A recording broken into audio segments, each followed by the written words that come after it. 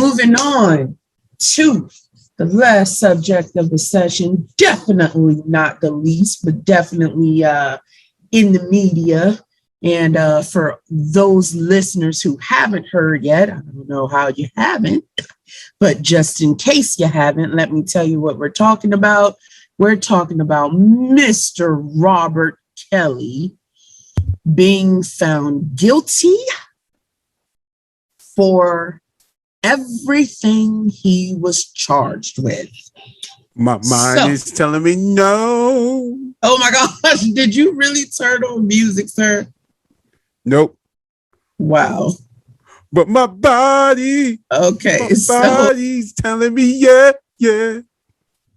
Okay, it's so funny because there was something happening on my end, and I was like, what the hell? An article turned on, and I thought you started turning on the background music for an R. Kelly song. I was about to say, what? That's crazy.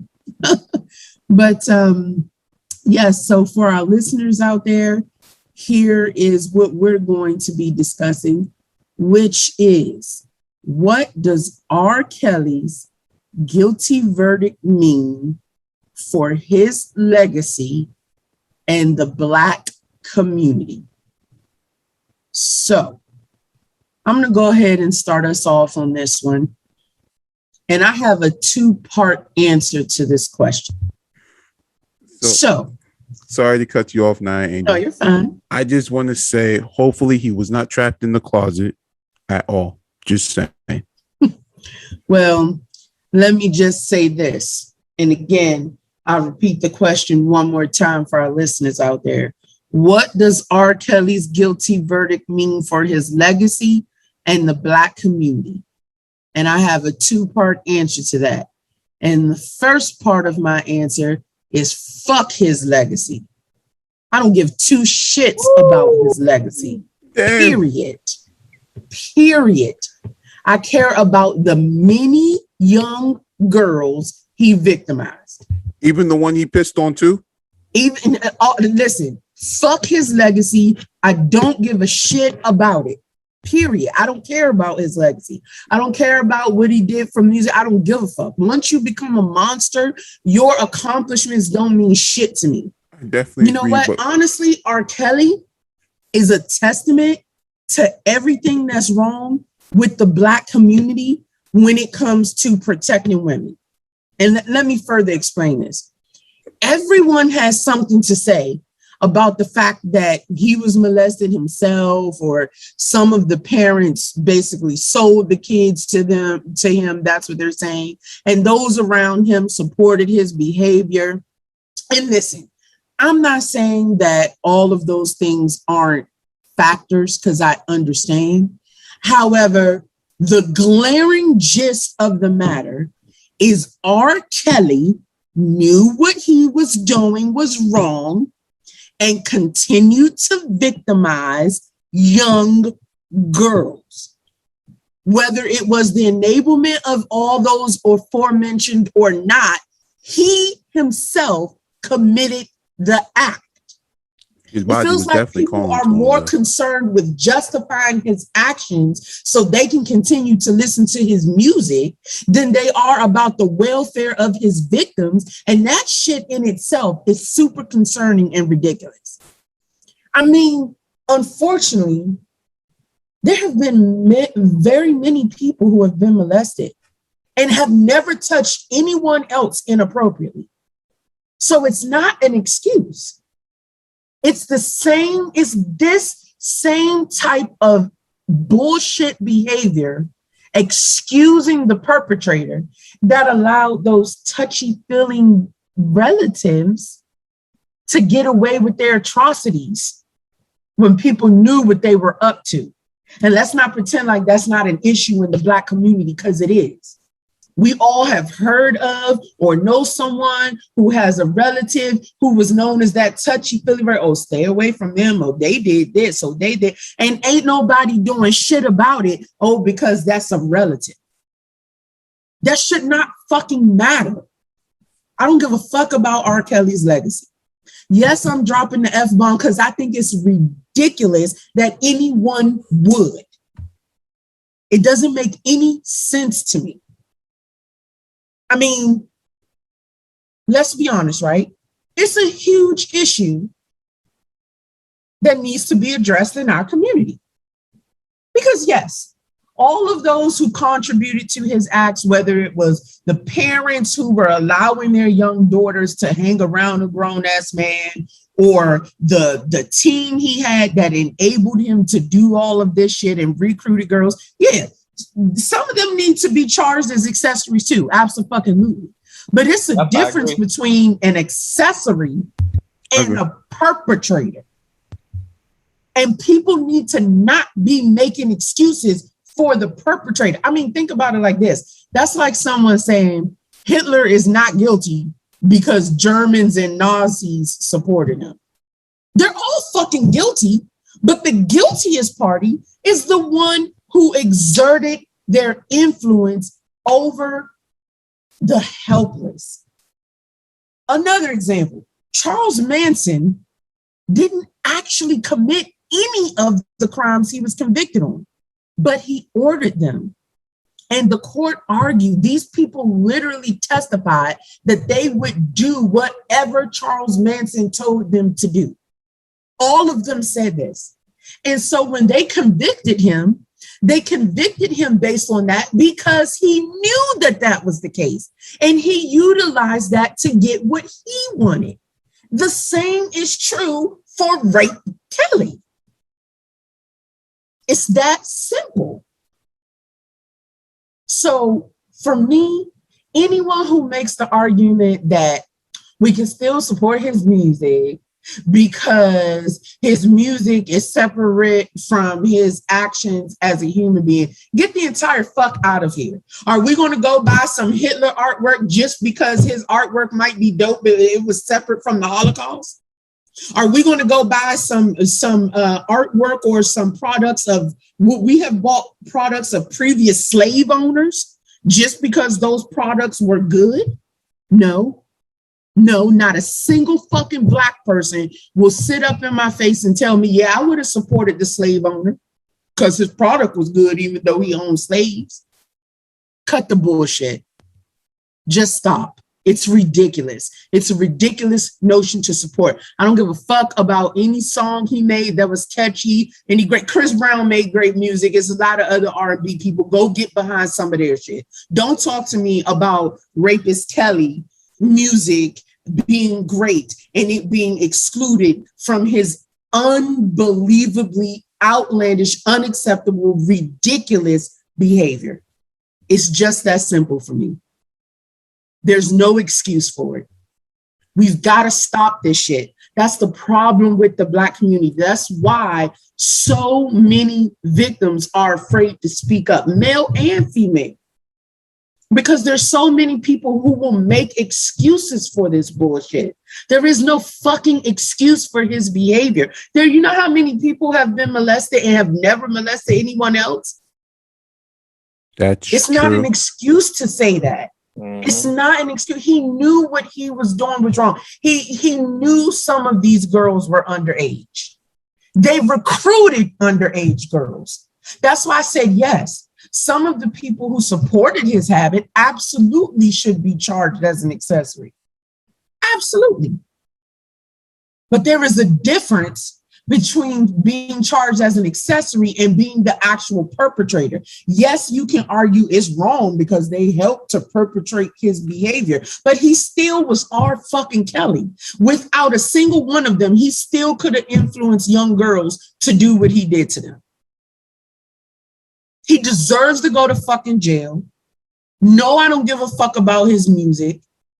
No, I'm not going to die because I can't hear any more of R. Kelly music. I mean, I don't give a fuck with the argument. He's the Pied Piper. He's the greatest R&B singer. I don't give a fuck. It's more R&B options to listen to. I'll be all right. I'll be straight. Cool. I'm okay. I can live without it. I'm not going to die. I don't know what was funnier. It was the simple fact is, was it more options or the way you said it that I'll be all right? The argument is so fucking ridiculous. Yeah, but he made such great. I don't give a fuck. You know how many people make great R&B music?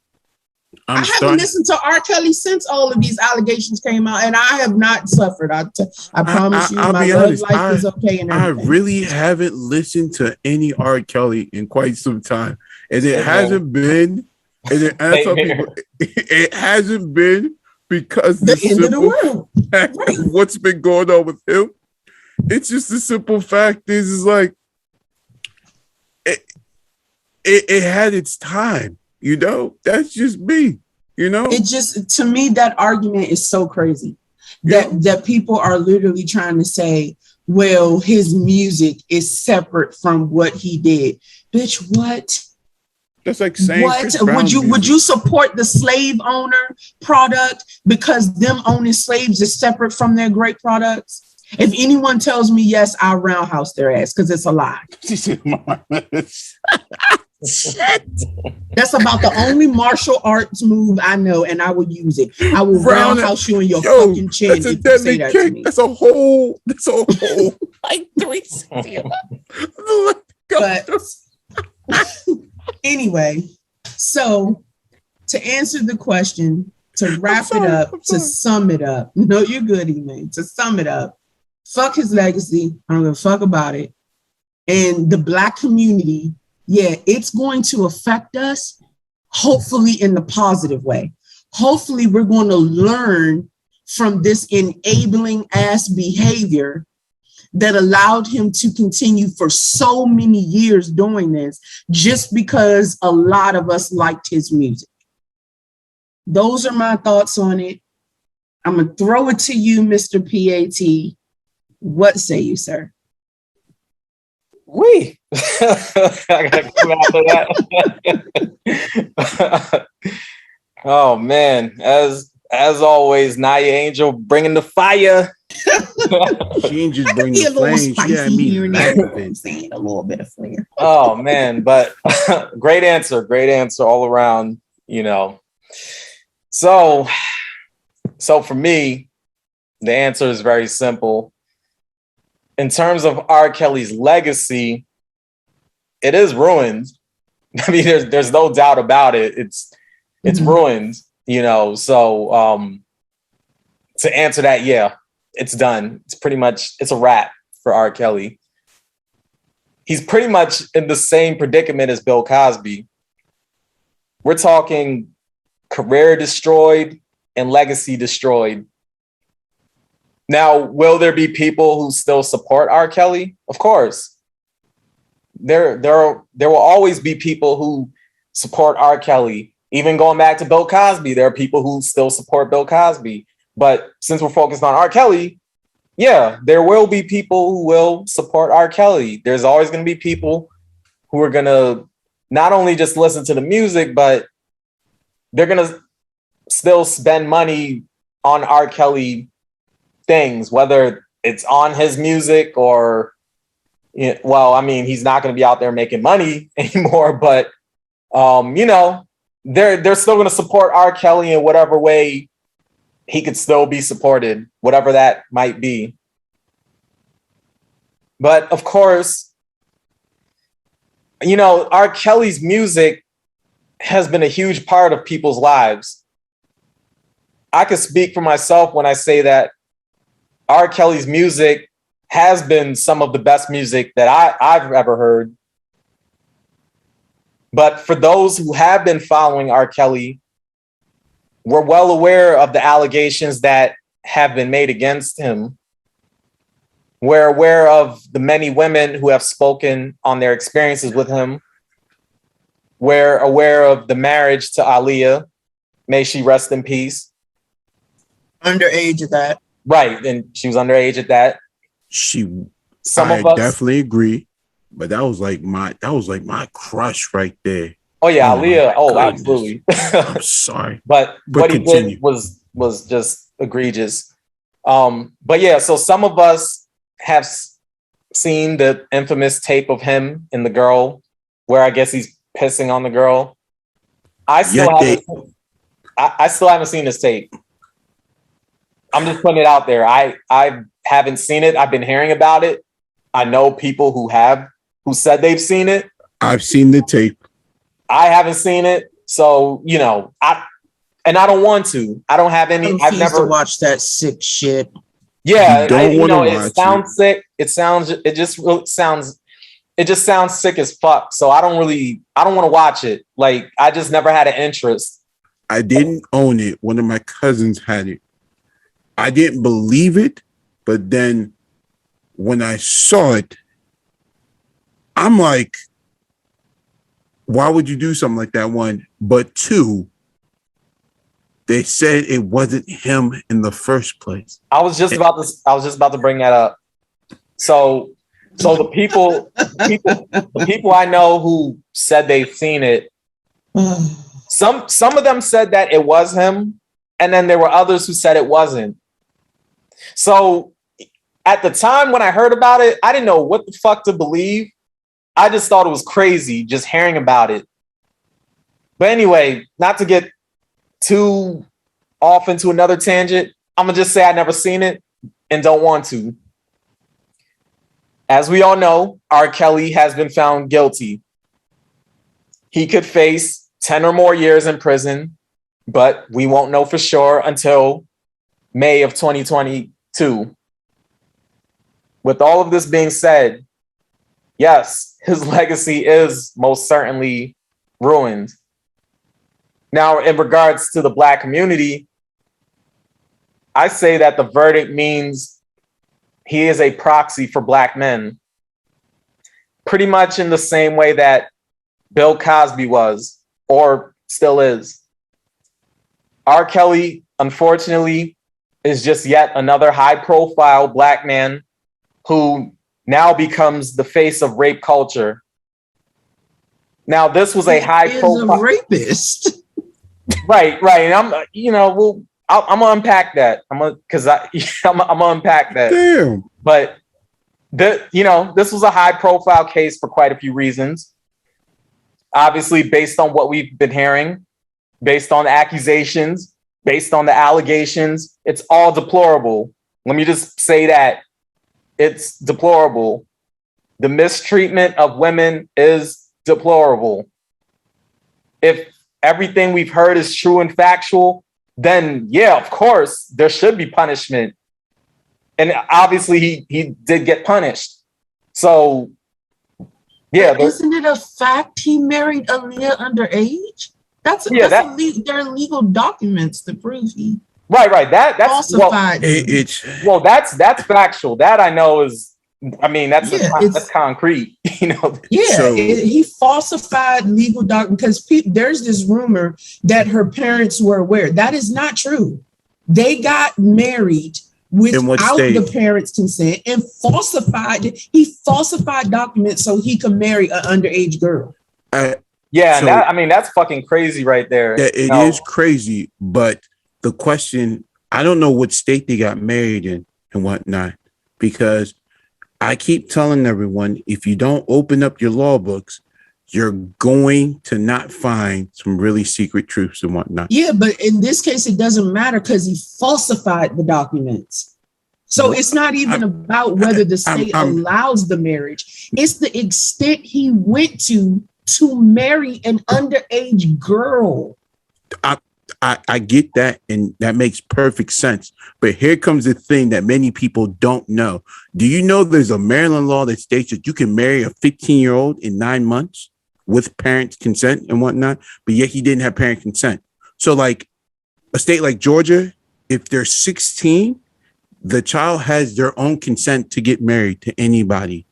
And that law is still in ground. I actually saw the law myself and whatnot. Yes, that law is still in ground and whatnot. So yeah, and that's sick. But in this case, in R. Kelly's specific case, whatever state he was in, he didn't follow the legal means, which are sick in themselves. That's true. He falsified the documents. That's even worse. Right. And there was actually a friend of his who helped to falsify it, if I remember correctly. Good Lord. Somebody was an accomplice. Good Lord. Either way, he did it. He was 15. It was 1995. She was 15. A friend of his helped him to falsify the documents. They started having sex according to the New York Times article about it at 13. A close witness to them said she was 13 years old. Oh God. Ugh. He is fucking sick. There's no way around that shit. How? Oh wow. I just got chilled from that. That's just this is the New York Times reporting that this person was the backup dancer to R. Kelly, who testified that she saw him engaging in a sexual act with Aaliyah in 1993 when Aaliyah was 13 or 14 years old. She testified to this. Wow. What the? I don't know what to say. I just don't. I really don't.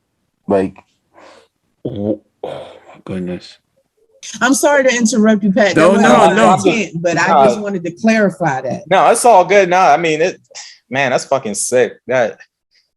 All right. Well, wow. So that's crazy. But so yeah. Going back to wow.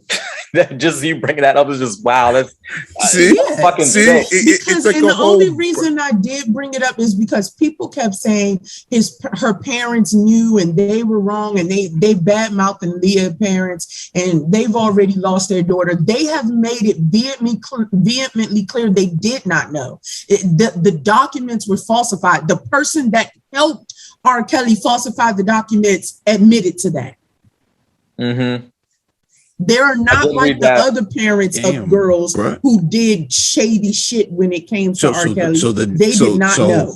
So the guy who helped them falsify, that nigga didn't get no jail time or nothing?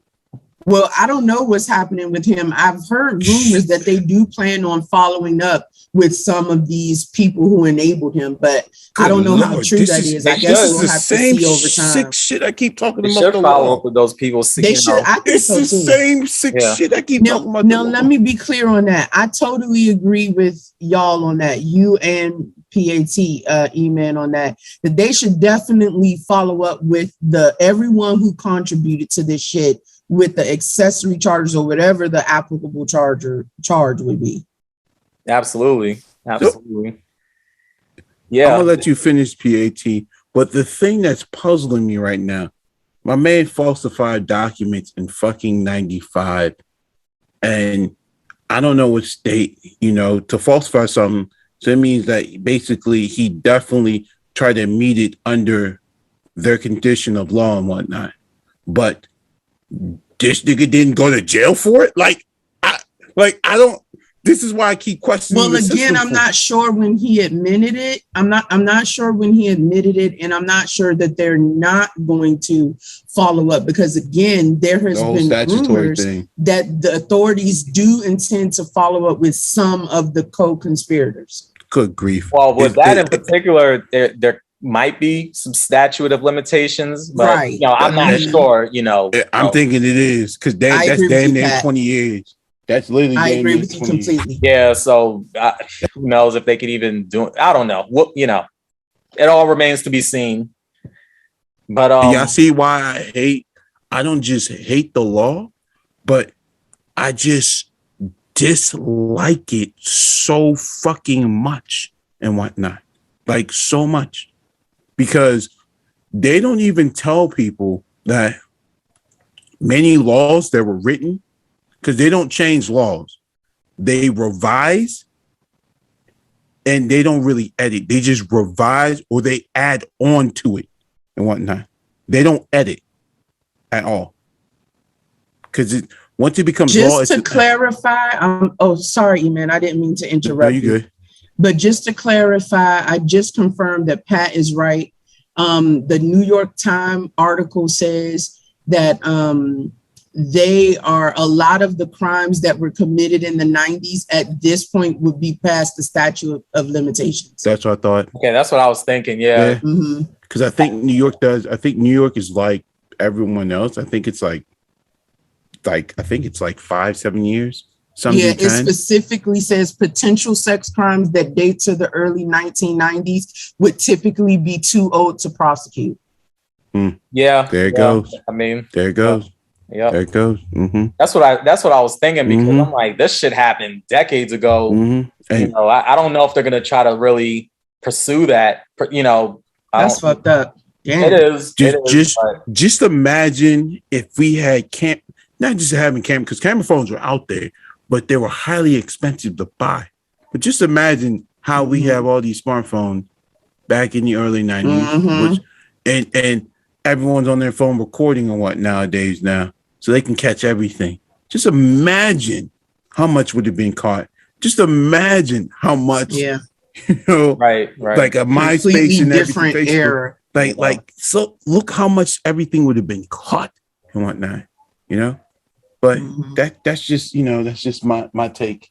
So yeah, sorry, PAT. Go ahead. You're good. Now you're good. It's all good. Definitely, you know, we're having a dialogue, and this is what the Good, the Bad, and the Truth podcast is all about. Yes, sir. Very organic. We feed off each other, so no issue at all there. But yeah, just to so touching on the high profile Black man who becomes the face of rape culture. So touching on that piece. See, I always look at things within the framework of the system we live in. We have to remember that we live in a system that demonizes Black people, especially Black men. Everything negative is associated with Black. So when you think of something like crime, for example, that is already heavily associated with Black people. And again, Black men, especially. R. Kelly is just one person. Now, of course, since he's a celebrity, he will get a lot of media coverage.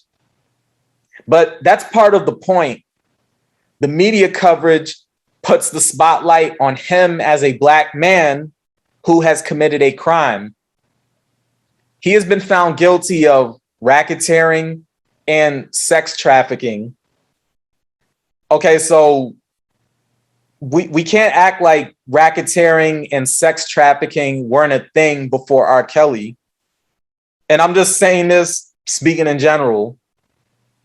Now, I came across an article called 11 Facts About Human Trafficking. And I'm just going to read a few of the facts. I won't read all of them because the link will be in the description for those who want to check that out. But here are some of the facts. And then this is in the article. It's estimated that internationally, there are between 20 million and 40 million people in modern slavery today. Assessing the full scope of human trafficking is difficult because so many cases so often go undetected, something the United Nations refers to as, quote, the hidden figure of crime. So that's one fact. The second fact I'm going to read is human trafficking earns global profits of roughly 150 billion a year for traffickers, 99 billion of which comes from commercial sexual exploitation. The third fact I'll read is globally, an estimated 71% of enslaved people are women and girls. Correct. While men and boys account for 29%. Correct. Now, for the fourth one, and this will be the last one, in 2018, over half, 51.6% of the criminal human trafficking cases active in the US were sex trafficking cases involving only children. Of course. Right. So those are just a few facts, but just from those few, it should be clear how egregious it is.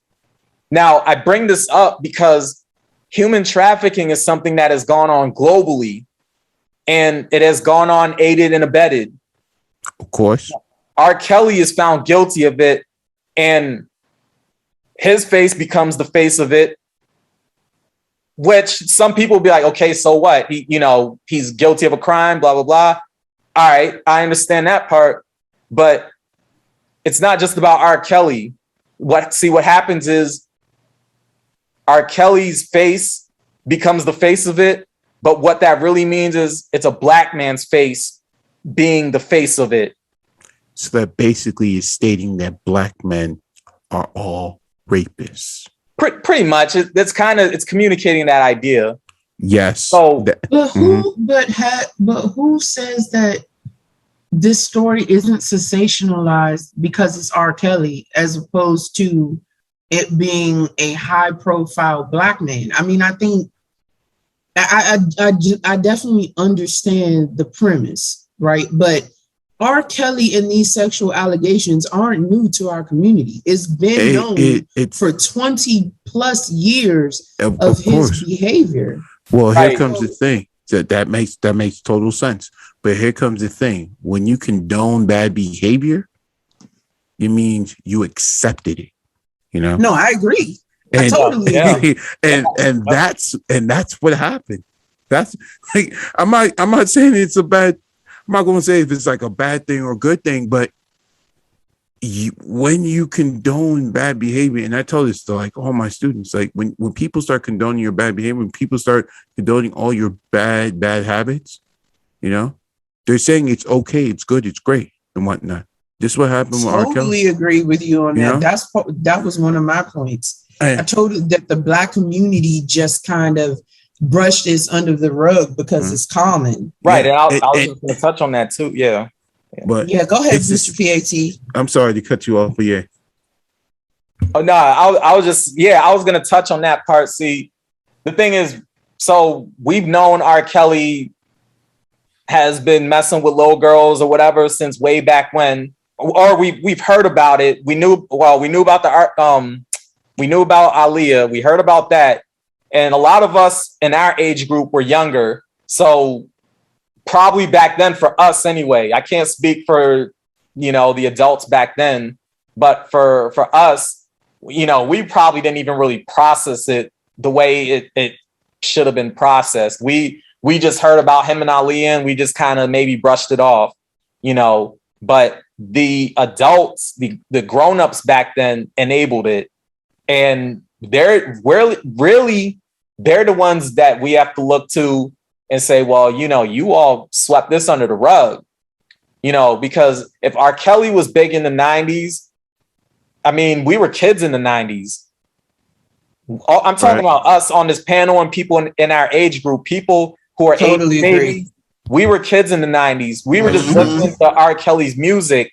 So the stuff we were hearing, whether it was him and Aaliyah or like anything else, it was just, we couldn't really, like I said, we couldn't process it properly. That's true. So I agree with that. Yeah. Mm-hmm. So the grown-ups back then who are just more grown now, we got to look at them and say, hey, well, why did y'all let that happen? Or why was this brushed under the rug? Because R. Kelly had adult fans back then. I mean, yeah, we were fans when we were kids, but there were grown folks who were fans as well. And they knew about stuff. They heard about stuff. They aided and abetted, so we have to look at them and say, hey, you why'd y'all, brush this stuff under the rug? If y'all was hearing X, Y, and Z, why was this allowed to continue for decades? Because it was good to condone bad behavior. Yeah, I mean, unfortunately, because of what I was saying earlier, it's like it's one of those situations where it's like, oh, that's just Uncle Kelly, who's the touchy-feely one, and for some reason, the Black community has sort of just accepted these people because of the I'm going to say misplaced value they may hold to people. Like in R. Kelly's situation, it's his music. That's the misplaced value that people are holding. Oh, his music was so great. It's okay that there are rumors that he's been, inappropriate with young girls. He married Aaliyah at, 15, was having sex with her at 13. It's sick now when you sit back and are old enough, and to Pat's good point, for our generation, because we were children then, couldn't recognize it then. But he's absolutely right that we got to hold accountable those ones who were old enough to understand back then exactly what was going on and enable that bullshit behavior.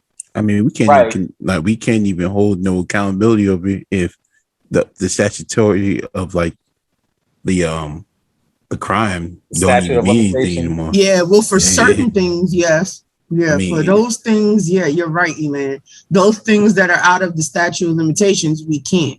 But that doesn't mean that as a community, we can't look back and reflect on it and recognize that there was a serious problem there and may still be existing to some capacity, not just with R. Kelly, but in general, and make an appropriate change, because the victims deserve that from us. I mean, think all people victims tend to deserve that. lose. Exactly. That's my point.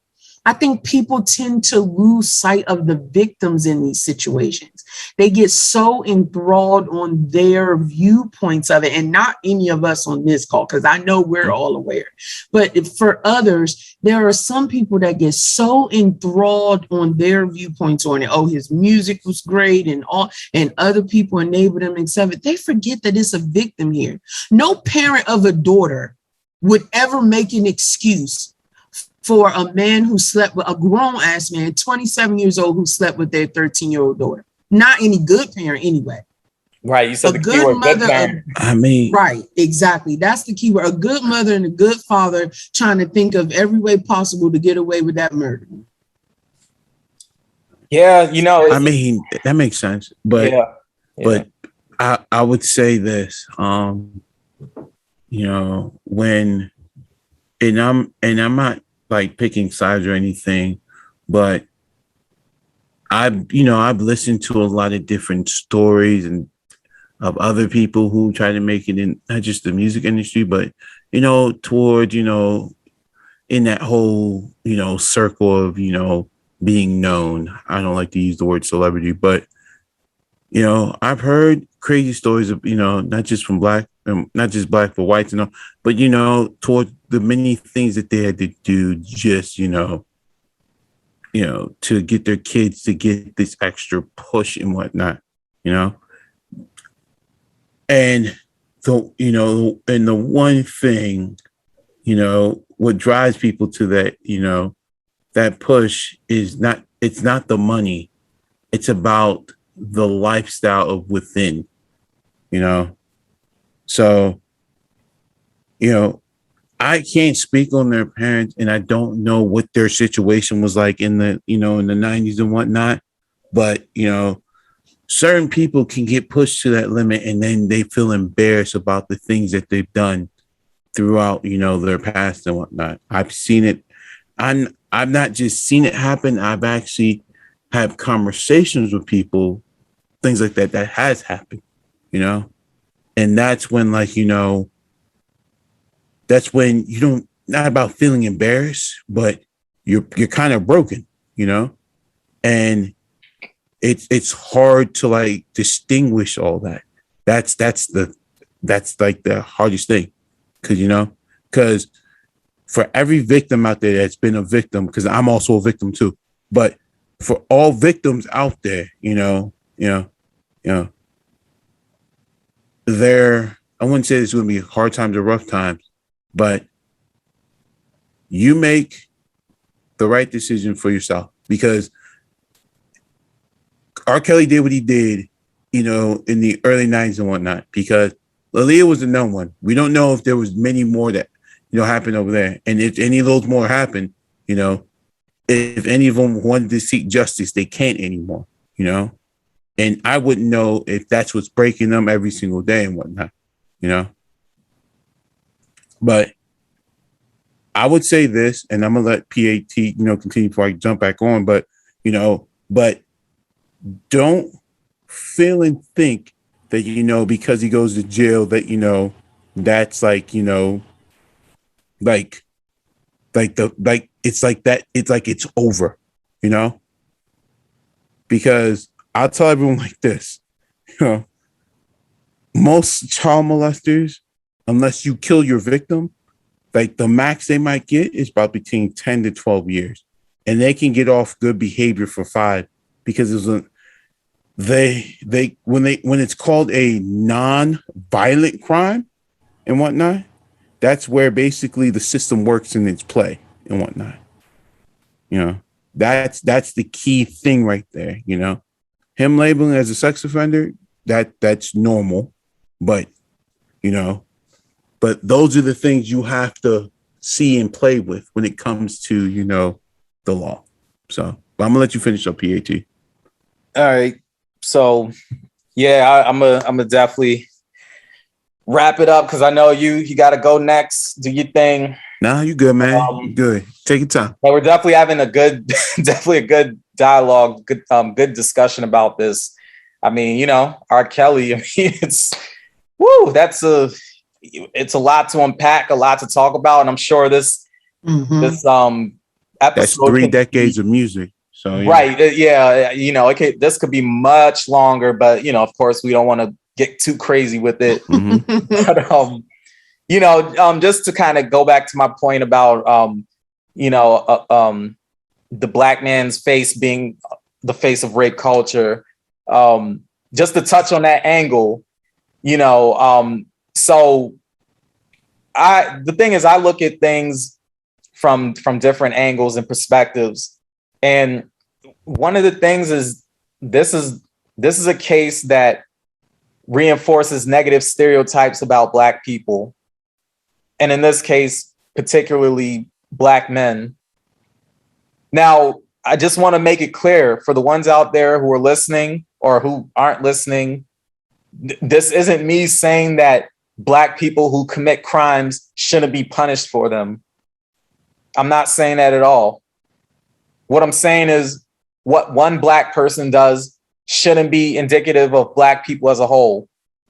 Because for some reason, when Black people commit crimes, the Black people who don't commit crimes are asked to answer for those who do. You know how I know this? Because when it comes to discussions about race, how many times have we heard the term Black on Black crime? How many times have we heard that come up? As soon as, for example, as soon as we hold racist cops accountable, someone deflects to Black on Black crime as if, which is not even a real thing, by the way. Right. But go ahead. And I agree, it's not a thing. You know, they deflect to Black on Black crime as if the Black person or Black persons represent Black people as a whole. When a white person commits a crime, or an Asian person commits a crime, or a Latino person commits a crime, we don't hear about white on white crime. We don't hear about Asian on Asian crime. We don't hear about Latino on Latino crime. See, those communities aren't asked to answer for the bad individuals in their race, even though most crimes are intraracial. In other words, people committing crimes against the people who look like them and within proximity to them. And so we have nonsensical terms like Black on Black crime out there. So this is yet another way for the mainstream media to program the minds of the masses to associate criminality with Black people. So in a nutshell, that's what this R. Kelly verdict means for the Black community. Now, whether people stop supporting or not, I couldn't care less, really. At the end of the day, people are going to do as they please. I know what's happening, and as always, I'm going to bring up different angles. I'm always going to bring up things from different angles and perspectives, because there might be different sides to the coin that people might not have seen or, you know, might not know about. But that's the only reason why I'm bringing that up. But as we all know, it's about the victims. You know, of course, we gotta protect Black women. We gotta protect Black girls. And I'm saying this because I know people heard me talk about Black men being portrayed a certain way in this, that, and the third. But I haven't lost sight of the fact that this is about the victims, and the victims in this case was Black girls, Black women. And as a community, Black men, we do need to protect Black women, Black girls. We need to do that. I know I'm going to catch some flack for that comment because, you know, there's always the folks out there who hear that, and it's always some bullshit about somebody being a simp or, you know, whatever they're saying out there. Anytime a Black man speaks in the interest of Black women, for some reason, a Black man always just there's always something, you know. So, and I don't give a fuck. Cut you off. Sorry to cut you off. Yeah, I got you. No, you good. See, this is the reason why that I just keep to myself and not try to get into this whole BS thing and whatnot.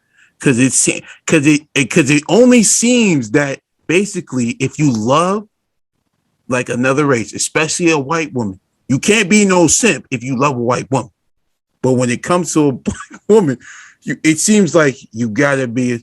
And I'm sitting over here like, yo, it doesn't make any sense. It doesn't make any sense. And not to cut you off, but no, you good. Yeah, it doesn't make any sense. And, you know, it's this fucking gender war out here going on in the Black community. Basically, you know, Black men dissing Black women, Black women dissing Black men. It's all a bunch of bullshit. Straight up, it's a bunch of bullshit. But I think one of the biggest things is anytime, or it seems like anytime a Black man is stepping up and speaking in the interest of Black women, he's ridiculed for that. Correct. Now, I'm not saying everybody ridicules that Black man for it, because yeah, there are Black men who are defending Black women and protecting Black women. But there are the Black men out there who, I'm gonna just say, have disdain or vitriol or whatever towards Black women for whatever reason. And when they hear a Black man speak in the interest of Black women, it's something about them being a simp or like some other bullshit. And yeah, it's just crazy when you think about it. But I don't give a fuck. I'm going to speak in the interest of Black women, because I do think we, and when I say we, I'm talking about Black men. We do need to protect Black women. Every other community, every other race protects their women. We need to be doing the same. It's just that simple. You're going to hurt their heads with that one, sir. For real talk. I'm not too sure about white men protecting white women. They do in a way. I get in a way, but you know, I ain't trying to throw a bullet onto nobody tonight. Not just yet, but yeah, I'ma just slide back in my corner. That's what I'm just slide back. I totally agree with your assessment. It is not as rampant in other communities as it is in ours to just completely show disdain for your own race of women. I think you're totally spot on that in other communities, those men generally have no problem going hard to show love towards or protect their women. But in the Black community, for some men, like you so rightfully mentioned, Pat, if you do so, you're a simp. Look at Russell Wilson. There's so many Black men who were up in arms and upset and pissed off because Russell Wilson loves his Black wife. Like, that shit is sad. It's ridiculous. Yeah. He should leave his wife, but that's a whole nother story. But continue. Don't you start, E-Man. Well, with the Russell Wilson thing, I mean, I kind of see what some of these dudes say, but then I think they just go a little too far with it. You know, like even the whole simp term, it's overused, and it's just not even with that type of situation. Just I feel anytime you say just anything that could be in the interest of Black women, it just, for some reason, some dudes out there just see it as being a simp. Like, it's fucking crazy when you think about it.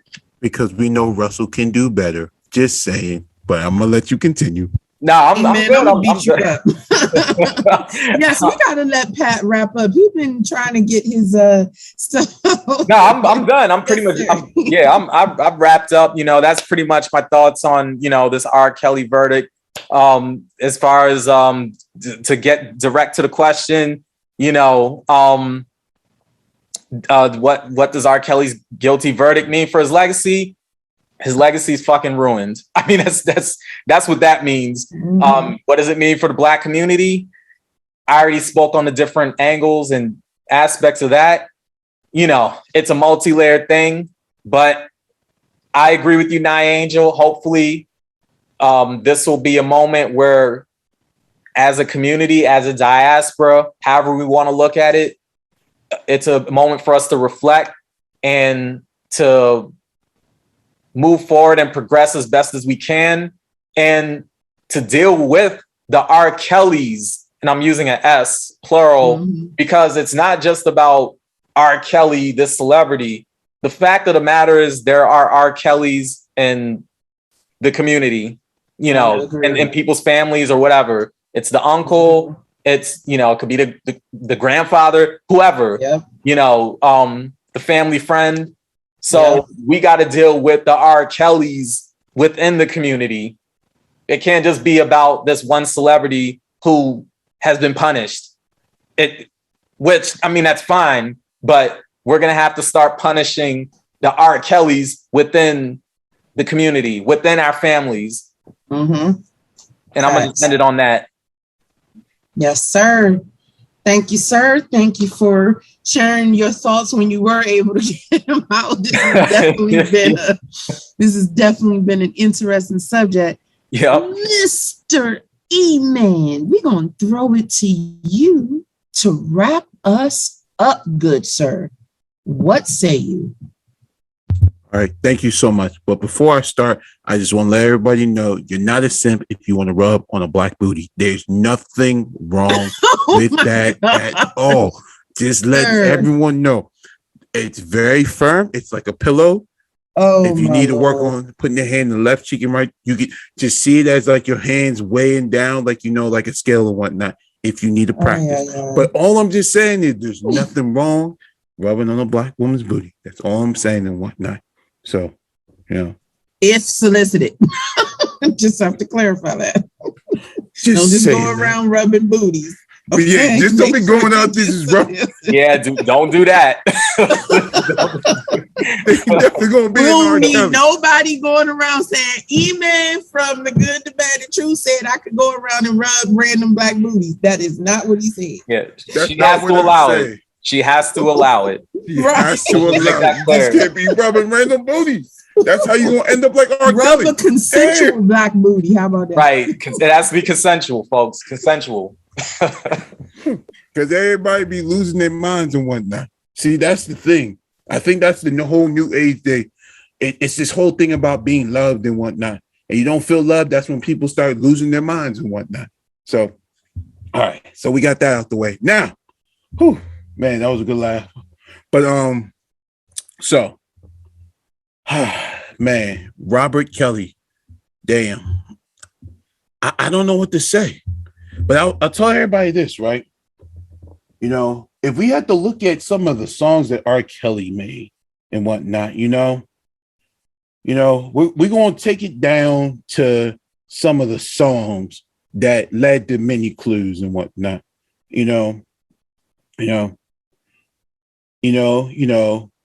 when a woman's fed up, in 98, that it don't have nothing behind it, but the main song, that just didn't sound right to me. It seemed like You're Ready in 93 and whatnot, that whole 12 play album. I just knew something was fishy about that album, because you got Bump and Grind, Your Body's Calling and whatnot,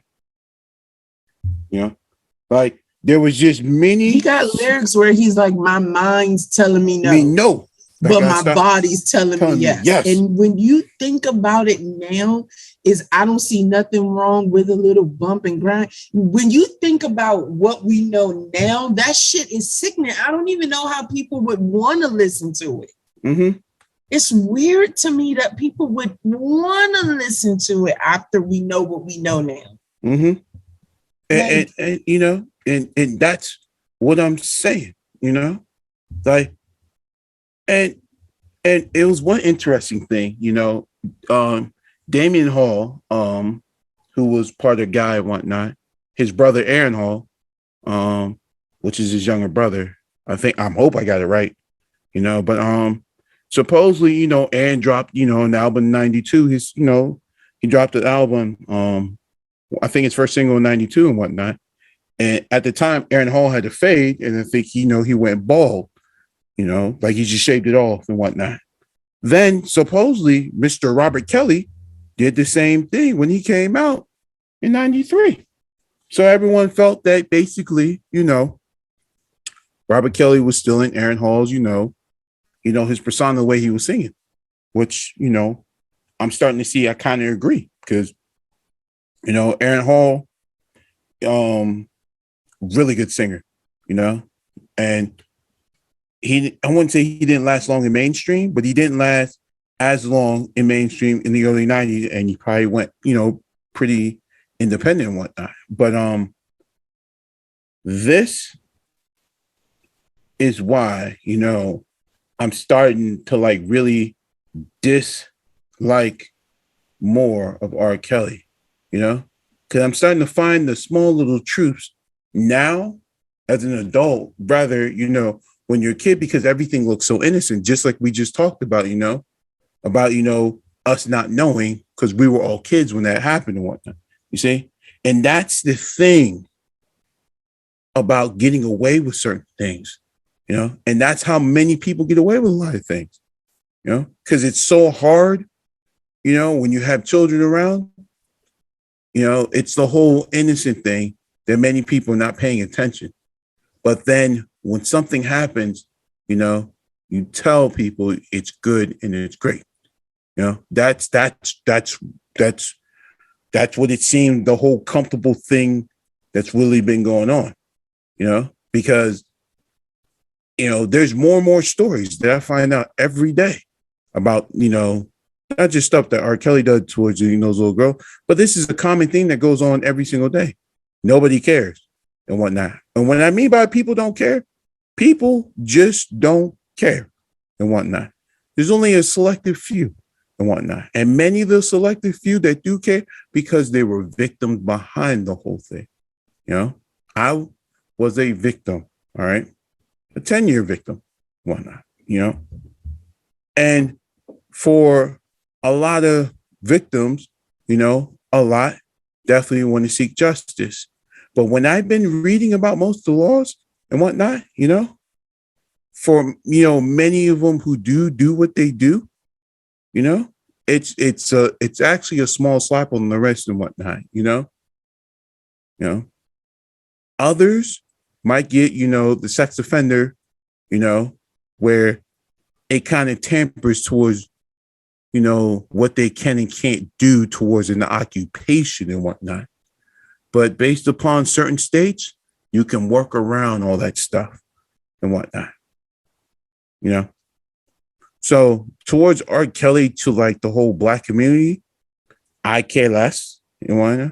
Towards him and whatever he got left, I can care less, you know. Yeah. Because, I mean, he made some really good songs, not gonna lie, and whatnot. I can take you down the list, you know. You got, you know, I'm a Flirt. You got basically I'm the Greatest, you know, which was a soundtrack from the Ali movie, you know. Step in the Name of more Love. than a flirt. he definitely more than a flirt. The whole song says it itself and everything like that. You know what? And it's so catchy, you know. You know, the first bar he says, now swear to the whole, now swear to tell the truth and the whole truth.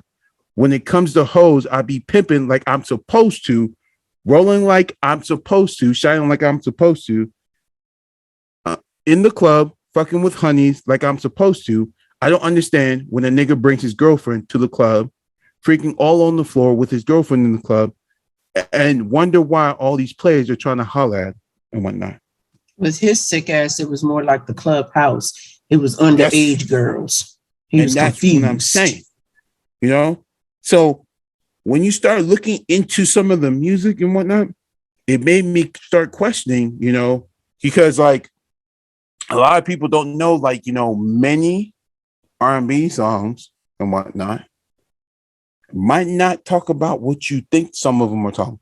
Some of them are, but some of them ain't and whatnot, So, and, and when you put a beat behind something with, some frequency, it just amplifies to your energy and you vibrate the things based upon if it's good or not. But then when you start looking into the lyrics and reading stuff, like Ignition, that song was a very catchy song. But when I listened to the chorus itself from it, I'm like, I don't know. Because to me, it sounds like you're trying to drug a girl and whatnot. That's what it sounds like to me and whatnot. But they make it seem like this shit is cool and whatnot. Yeah. But this is what they're selling towards is music, Because I've had, a lot of people talk about, this rape and drug culture they keep pushing. I'm like, they're doing it worse now and whatnot, Yeah. And then and this is the thing. Then they basically say, well, R. Kelly did it. This person did it. This person did it. Why can I not do it? Like I said before, when you condone bad behavior, you make it seem like the behavior's okay to do and whatnot, And that's many of rappers now answers to all this and whatnot, That's their full answer to it, because they did it, so we can do it. I was like, but that doesn't make it right. So try to change that. But no, but they know you're going to make money off of it, because not just the dollar sells, they're slaving for that dollar, or they're slaving for more of the fame. Because to be honest, you're not really making much as an artist unless you are doing a ton of shows, to really be honest. Because when it comes to an album and whatnot, that's more like collateral work, basically, and whatnot. That's basic collateral and whatnot, So, but that's just that part. But even the whole trap in the closet thing, that itself was like a little weird. And I was watching it because I got a little curious about like what was going on in it. Then that whole scene with the whole midget thing, then I was like, It was funny, but I was like, there's more behind it. Because everything I kept watching, I was like, there's more and more behind this whole R. Kelly thing, But then it was very interesting because, I think 2018 or 2020, I think someone broke into his house, and then, he was over there like, trying to like talk and like try to, and be like, I didn't lose much. And like, I'm just thankful for everything that's going on in my life and all that stuff. I was like, I'm like, why would someone want to rob R. Kelly, and, there's not much value that he might not have in his house. Because to me, I'm like, the average person, even those who make money, you might have a vehicle that you can steal, but like not too many people have things of value in their house because everything depreciates when you buy it. So there's not much value in certain things. And I doubt that he probably kept money on hand, but I don't think he kept like millions and millions of dollars in his home. So, because he said they didn't really steal much, it just damaged his home. But this is, like it's just crazy. Like, it's just, I can't even say the word silly, but nothing will change unless we start adding change to it. Because a man went out damn near 20 some odd years and people helped him do this, So, excuse me.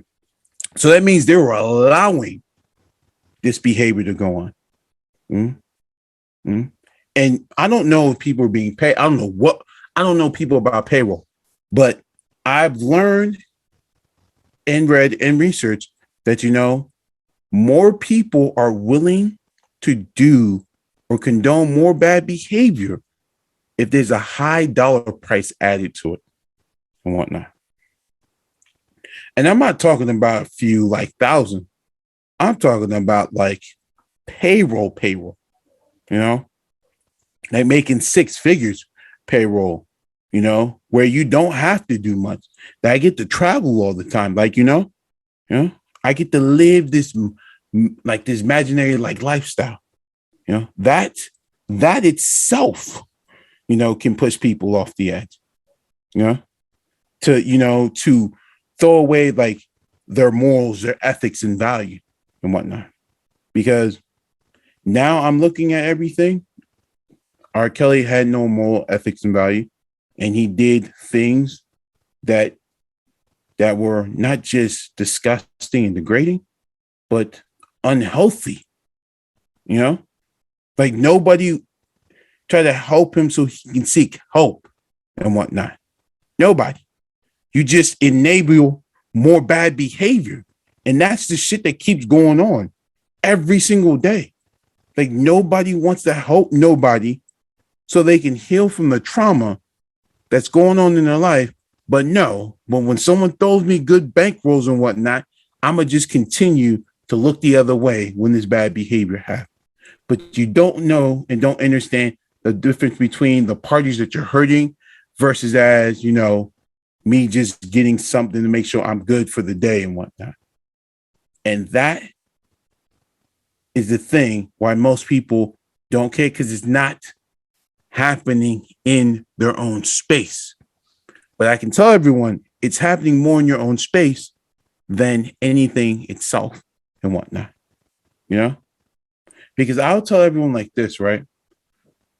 There's so much going on with human trafficking and whatnot, so much to the point that y'all don't even know how it even starts. There's human trafficking that people make money off this, and the Arabs still do it because it's still part of the slave trade. But no one has stopped them.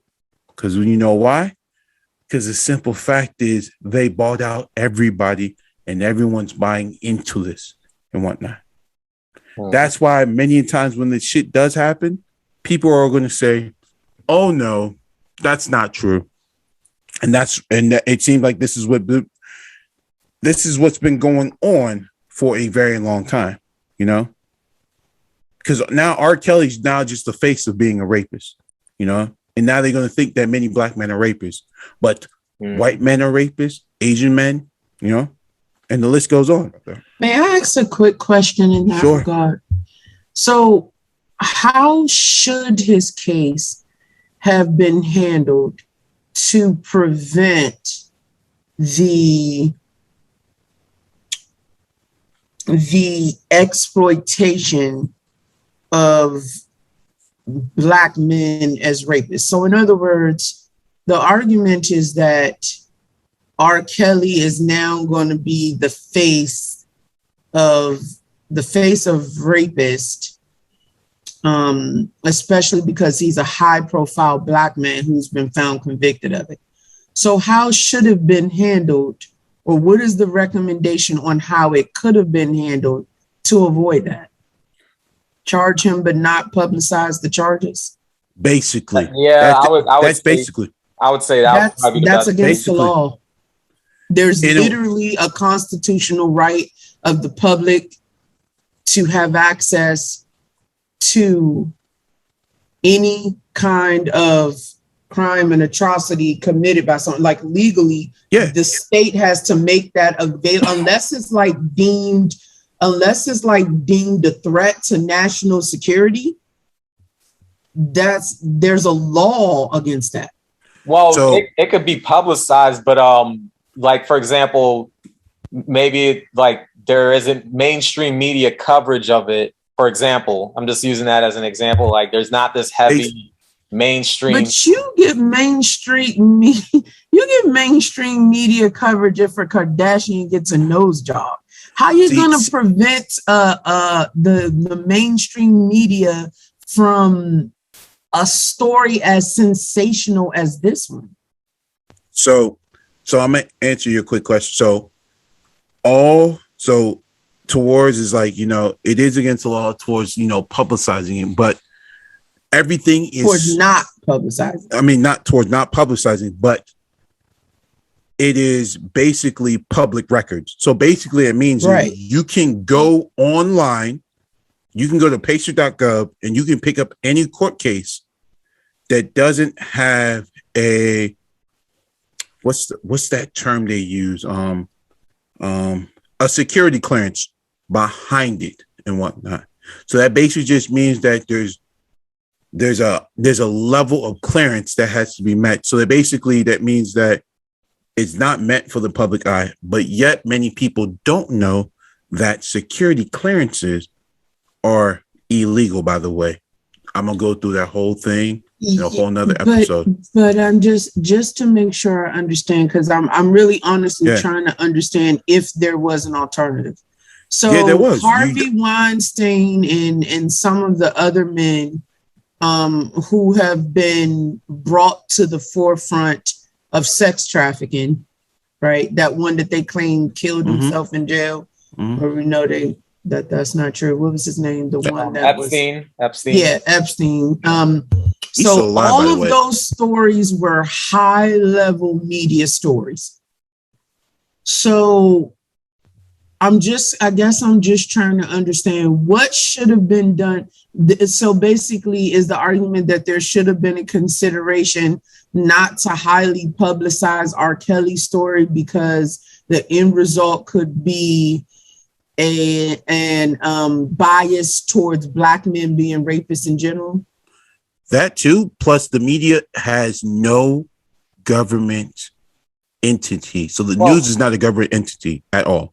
It's really not. No. I know, but I'm not making that argument. I'm asking how should have been handled based on that argument in order to prevent an association to all Black men being rapists. Because I understand, let me be clear, I understand the thought process behind it.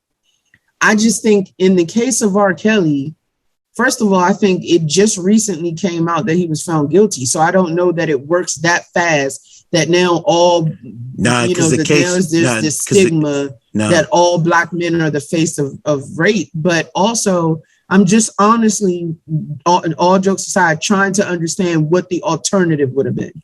He's been in court, I think, almost his last year of 2019-ish. Because I think they broke into his house like 2018, and then they got him on something around 2019. Because I think that's when the first story came out, and then it's been like that since. So because many people don't hear so much that goes in court, you just hear the verdict because that's what the news is willing to put out. But court cases like that goes on for at least about a year or 2 years max and whatnot, because they have to get a jury, they have to get everything towards the witness and whatnot.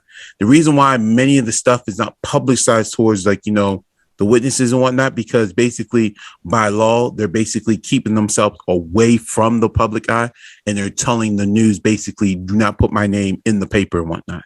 Yes, I understand, but what is the answer to my question about what should have been done differently to prevent R. Kelly being becoming the face of Black rape? That's what I'm trying to ask. Basically, just don't publicize it. It shouldn't have been publicized. The news had no right to do that and whatnot. They chose to do the story.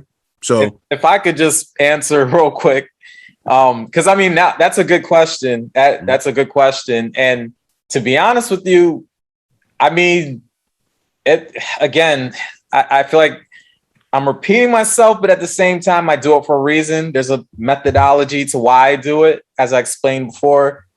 But it's the system that we live in. I mean, the thing is, I don't even think there is another alternative outside of maybe they shouldn't have publicized it. that would really be the only alternative. But realistically, we know that's not going to happen because the fact is R. Kelly is a celebrity. So it's going to be publicized. So it's just one of those things where damn. The news do it. Yeah, that's my point. It's newsworthy and be publicized because he's R. Kelly.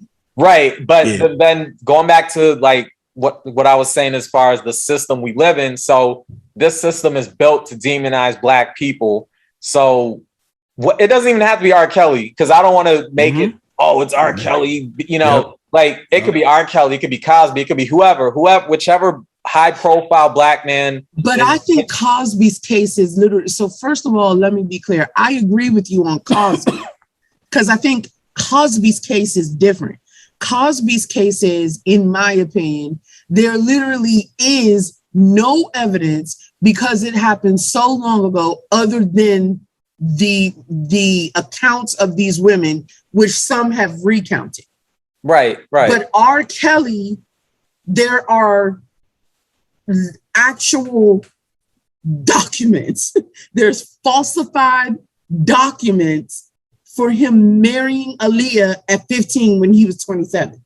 There's a difference between Cosby and Kelly. Right. I was just saying their names because they're both high profile Black celebrities. That was the only reason I wasn't trying to say one case was the same as the other or I know that there's differences, but I'm just saying that we're talking high profile Black men are just in the news. They're in the media. They're at the forefront, and basically, as I've been saying before, they're a proxy, basically. They're just a proxy for Black men because the media is a powerful tool. It's very powerful. Definitely. And it's a mobile tool. Right. And it projects to the masses, basically, to the masses at large. So the fact is, Black people already have a negative stigma. We already know this. Everybody knows this. So when we keep seeing a high profile Black man attached to a crime, when we continuously see that, all it does is just reinforce that stereotype. Because I know we can talk about the Harvey Weinsteins and the Jeffrey Epsteins and all that, but the thing is, we live in a white society. We live in a majority white society anyway. I know white control society. White control, yeah, that's the proper way to say it. We live in a white control society. So the Jeffrey Epsteins, the Harvey Weinsteins, they're seen as individuals. They don't reflect on white people as a whole. When these white guys do whatever they do and they get in trouble, yeah, it's high profile and we hear about it, but guess what? It doesn't reflect on white people as a community. It doesn't reflect it's on the same. I definitely understand it's the that same point, and shit. I think that's a fair point. It's the same shit that when Ben Roethlisberger whipped out his penis in a Pittsburgh bar and whatnot, and he really didn't get too much flack for that. And there was other stuff he did too. He did a whole lot of stuff. A whole lot. To this day can't stand Ben Roethlisberger because it is so. So let me be clear. First of all, I'm not saying that I don't agree with the assessment that Black people are often held accountable for the actions of one. Let me be clear. I totally agree with that.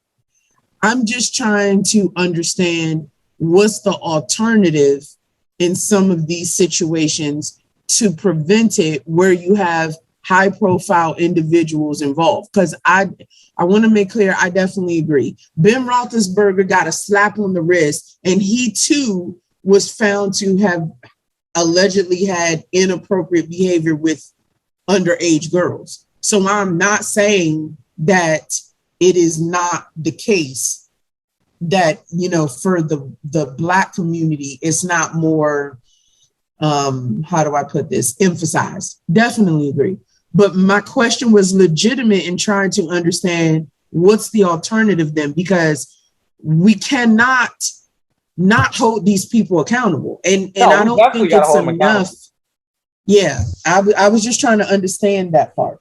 Yeah, and I just want to make it clear also, like, just because these people are Black, whether it's a R. Kelly or whoever, if it's a Black person and they commit a crime, they need to be held accountable. It's one thing to be pro-black, but the fact is that if a black person does commit a crime, they need to be held accountable. So I'm definitely all for it. And the R. Kelly needs to be held accountable, which I mean he has been, but you know, it's just about the publicizing. And really, again, to answer your question, I think it's more. It boils down to it shouldn't be publicized.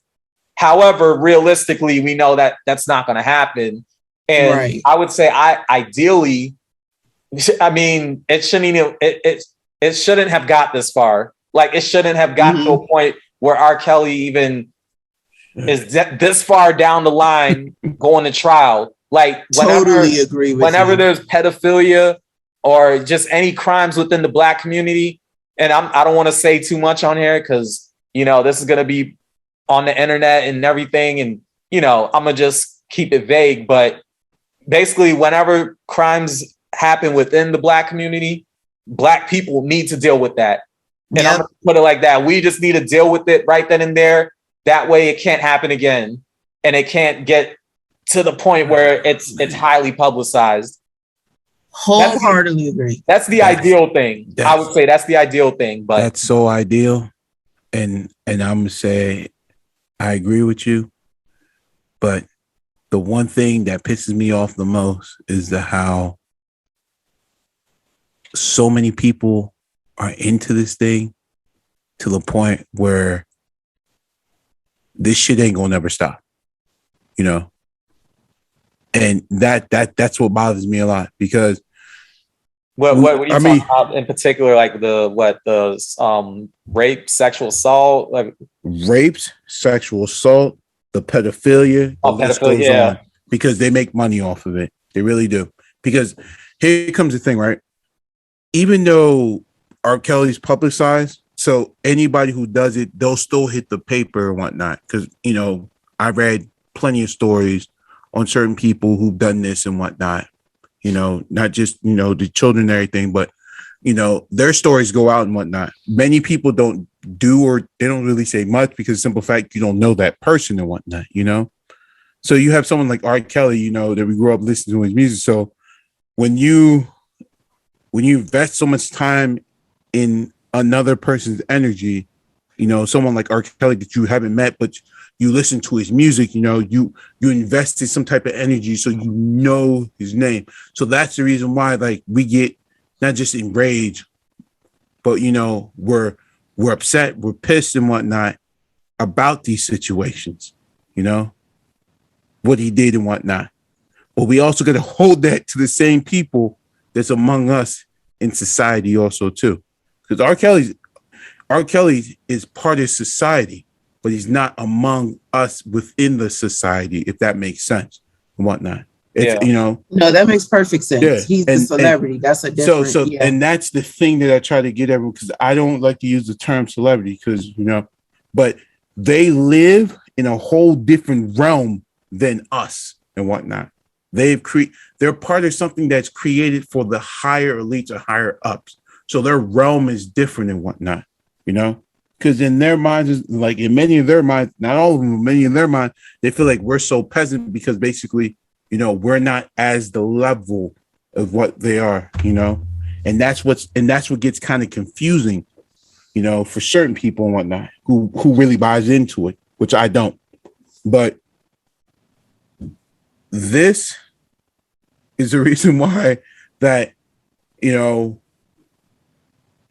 that whatever happens to R. Kelly, you know, towards him, you know, being guilty, you know, I've already said it earlier before. He's only probably going to get about 10 to 12 years, you know, and probably get 5 or 6 off for good behavior and whatnot, you know, because that's how celebrities, that's how they get down, you know, yeah, and I don't think it's never going to change because they're not meeting to the same statutory of someone like me if I would do it and whatnot, you know, because for me, you know, if I would do it and whatnot, they would throw the book at me, you know, people will curse me out, you know, people will be like, oh no, you don't deserve that anymore. You're gone and whatnot, you know, but someone like R. Kelly, well, he made good music for me, you know, there's some sentiment in like how you guys were talking about, you know, when you have that type of sentiment on something, on someone, you know, it's hard for them, you know, to like, you know, be that nasty to them and whatnot, you know, because they invested time in somebody that they don't know, but they invested time in something he did with required energy. So it brought them to something good, you know, because it's going to be hard for many people to be like, well, I don't want to listen to an album of a rapist and whatnot. Same thing with, you know, Chris Brown, you know, I don't want to, you know, deal with a man who hits women and whatnot. But look how many people accepted Chris Brown after the simple fact he slapped up Rihanna and whatnot, you know? And I feel like it's going to be the same thing for R. Kelly and whatnot. Because I feel like celebrities get a pass no matter what, you know? Because they're in that realm of that circle and whatnot. Mm-hmm. So that I'm going to just definitely end on there. But that's what's never going to change, because if the regular person can get criticized, I wouldn't say they publicize it, but they do. For certain people, they do write an article and whatnot, and you might not know that person, but that article does go out. But it's not as heavy hitting as someone as R. Kelly that you can just boom, boom, boom, plaster on every news channel and have its story running for weeks and weeks and whatnot, so it can be in your head and whatnot. So that's a type of programming. Versus, as you know, someone like me, I did it. You know, my story's out there. You know, some people might be mad, others be like, man, I don't know that nigga, bye and whatnot. You know, but you know, and my time might be different from his time and whatnot. You see, so